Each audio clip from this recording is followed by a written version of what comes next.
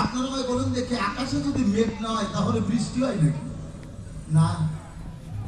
এমনি মতো কথা না, সঙ্গত ভক্তের হৃদয় মাঝে যদি ভক্তির মেঘ না হয়, আমি বলি ধর্ম সভায়, তাহলে গোবিন্দ কৃপা করে না এই বিষ্ণুর গায়ে। আমার ওই মাও কথা কয়, মা কথা বলে, মায়ের ভিতরে আসে।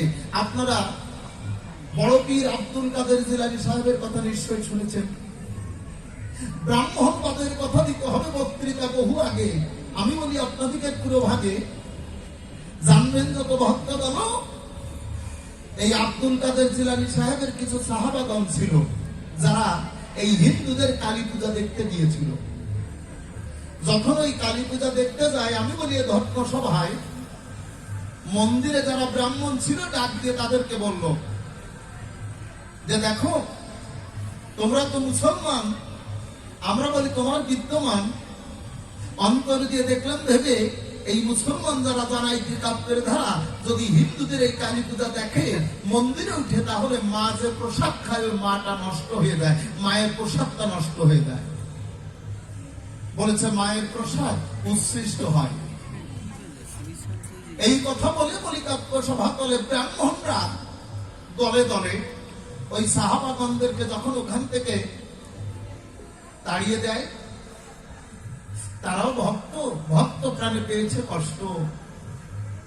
ওই কষ্ট পেয়ে পরে আমি বলি আপনাদের ধারে জানবেন যত ভক্ত গণ আব্দুল কাদের জিলানী সাহেবের কাছে গিয়ে নিয়েছে কিন্তু আশ্রয়। ডাক দিয়ে কয়, জিলানী সাহেব, আমরা হিন্দুদের কালী পূজা দেখতে যাই। খুলে বলি তোমার ঠাই নাকি হিন্দুদের এই মন্দিরে গেলে মুসলমান যারা জানাই যে কাব্যের ধারা তাদের মায়ের প্রসাদটা নষ্ট হয়ে যায়, মা নাকি আর খায় না। এটা কি সত্য? আমরা যে বড় পেয়েছি কষ্ট। জিলানী সাহেব সাহাবাগণদেরকে বলছেন, আমার কথা নিবি, ওই ব্রাহ্মণদেরকে শিক্ষা দিতে আমি বলি তো তোদের সাক্ষাতে আমার সঙ্গে পিছনে পিছনে যাবি। জানবেন যত ভক্ত দল সাহাবাগণরা জিলানী সাহেবের পিছন ধরে ওই মন্দিরে গেল।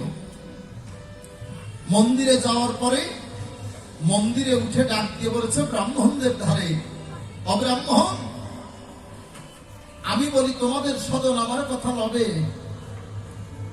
তোমাদের এই হিন্দুদের কালী পূজা যাই হিন্দু মুসলমান বৌদ্ধ খ্রিস্টান দেখে পায় মজা,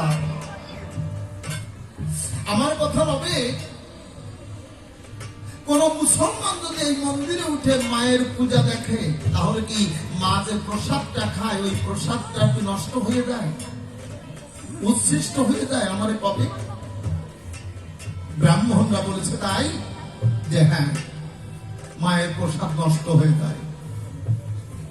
আব্দুল কাদের জিলানী সাহেব যদিও মুসলমান, আল্লাহর প্রতি আছে ঈমান, ডাকতে বলেছে ব্রাহ্মণদের বিদ্যমান, অব্রাহ্মণ, তাহলে মুসলমান যদি মন্দিরে ওঠে তাহলে সেই প্রসাদ নষ্ট হয়ে যায়, তাই না? বলেছে হ্যাঁ। বলেছে আমার কথা নেবা, আমি তো মুসলমানের ছেলে, বলিকাব্য সভা তলে কি বলবো তোমাদের বরাবরই, আমি মুসলমান হইয়ে যদি ওই নষ্ট প্রসাদ মাকে খাওয়াতে পারি তাহলে কি হবে বলো? ব্রাহ্মণরা যারাই গিয়ে কাব্যের ধারা পড়ে গেছে ধরা, বলেছে খাওয়াতে পারবে? বলেছে হ্যাঁ। জিলানী সাহেব বলছে তোমাদের মাকে প্রসাদ খায়? ডাক দিয়ে কয় না, প্রসাদ খায় না। কি খায়? ব্রাহ্মণ তো। ডাক দিয়ে কয় যে ভক্তি বিশ্বন্তি দেবতা, ভক্তি খায়। বলেছে তাই, কিন্তু আমি মুসলমান হই যদি আজকে মাকে প্রসাদ খাওয়াতে পারি তাহলে কি হবে বলো? ব্রাহ্মণরা করেছে বর্ণনা, জিলানী সাহেব, যদি আপনি মাকে প্রসাদ খাওয়াতে পারেন, আপনি আমাদের কথা নেন, মনে করি ভাবো না আজ থেকে হিন্দু মুসলমান কোনো পার্থক্য থাকবে না, অন্তরে যাচ্ছে ভাবো ভ্রাতৃ জ্ঞানে একে অন্যকে আলিঙ্গন দিয়ে আমরা সমাজে ঢুকে থাকবো। এই কথা যখন বলেছে, ডাক দিয়ে বলেছে জিলানী সাহেব, ব্রাহ্মণদের কাছে কথা না, ওই উচ্ছিষ্ট প্রসাদের থালা আমার হাতে ধরে দাও। ওই উৎসৃষ্ট প্রসাদের থালাটা হাতে যখন ধরে দিল, জিলানী সাহেব মায়ের কাছে ধীরে ধীরে গিয়ে ডাক দিয়ে বলেছ, আমার মারি, তুই তো বিশ্ব প্রসবিনী মাতা, তাই না মা? তুই আমার কথা নিস, তুই তো এই বিশ্বকে প্রসব করেছিস। মা, তুই যদি বিশ্ব প্রসবিনী মাতা হবি, তুই আমার কথা নিবি।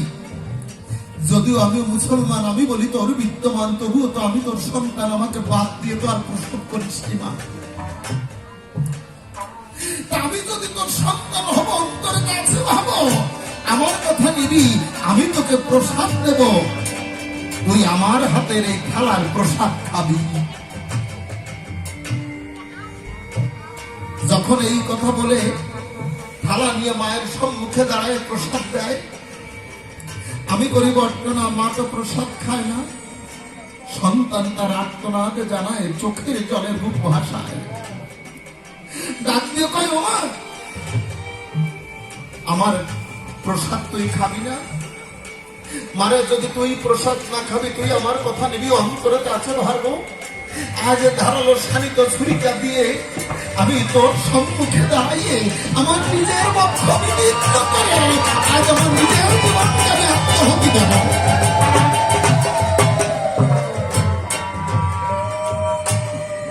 যখন এই কথা বলে নিজের বক্ষ বিদীর্ণ করতে যায়, সাধকে ডাক দিয়ে কয়, করে না হিন্দু পুতুল পূজা, কাটমাটি দিয়ে গড়া, ওর মৃন্ময় মাঝে চিন্ময় হেরি হয়ে যায় আত্মহারা। ওই মাটির মূর্তি থেকে আমি বলি আপনাদিকে সাক্ষাতে সেই চিন্ময় সত্তা মূর্তিমন্ত হয়ে জিলানী সাহেবকে করেছে বর্তমানা, ও জিলানী, তুই আমার সন্তান, আমি তোর মা, আমার সম্মুখে দাঁড়িয়ে তোর নিজের জীবনকে আত্মহতি দিস না। বাবা, আমি খাবো, আমি তোর হাতের প্রসাদ খাবো। এই কথা বলে যখন প্রসাদ দিয়েছে তুলি, জানবেন যত ভক্ত গণ, ভক্তের বাক্য ভবারাক্য, ভক্ত যদি ভক্তি সূত্রে গায়ে টান, ভক্তের মন রক্ষা করতে ভগবান আর দূরে থাকতে কেন, জানবেন যত ভক্ত গণ। জিলানী সাহেব যখন খাবার দিল, আমার মা চিন্ময় সত্তা মূর্তিবন্ত হয়ে সেদিন জিলানী সাহেবের হাত থেকে প্রসাদ চেটে চেটে খেয়েছিল। একবার মাতৃ প্রেমানন্দে ভক্তবৃন্দে হরি হরি বাবা।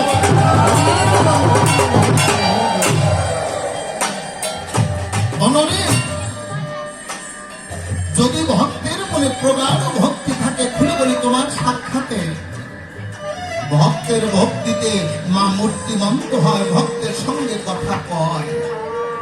তবে হ্যাঁ, যদিও আমার ওই মা মাটির মূর্তি, তথাপিও মাটির মূর্তিতে প্রাণ সঞ্চার হয়। কেমন করে? যদি কোনো ভক্ত কিংবা ব্রাহ্মণ, আমি সবার কাছে পরিবর্তন, তার নিজের আত্মার আত্মানুভূতি দিয়ে যদি ভক্তি স্থাপন করতে পারে, মায়ের চরণ করে নাই অন্তর দিয়ে ভক্তের ভক্তিতে মায়ের ভিতরে প্রাণ প্রতিষ্ঠিত হয় এই জগতের।